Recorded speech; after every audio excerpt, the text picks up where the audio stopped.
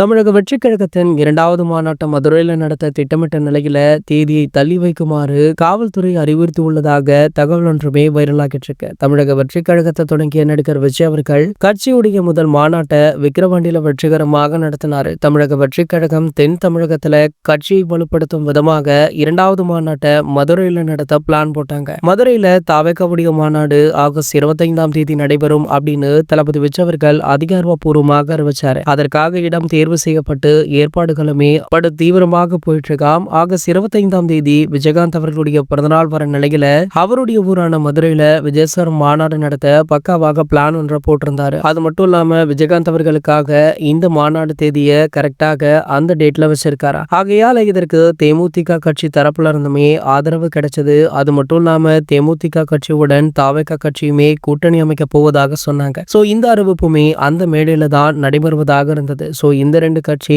ஒன்றிணைந்தால் திமுகவிற்கு கண்டிப்பாக ஒரு மிகப்பெரிய தலைவலி தான். ஆகையால பாத்தீங்கன்னா தற்போது திமுக தரப்புல இருந்து இந்த அழுத்தமுமே கொடுக்கப்பட்டிருக்கா. மாநாடு நடைபெறாதவாறு இது போன்ற மறைமுகமாக ஒரு சில அழுத்தங்களை திமுக கொடுத்துட்டு இருக்காங்க. ஆகையால இந்த தகவல் தற்போது வெளியாகி வைரலுமே ஆகிட்டு இருக்கு.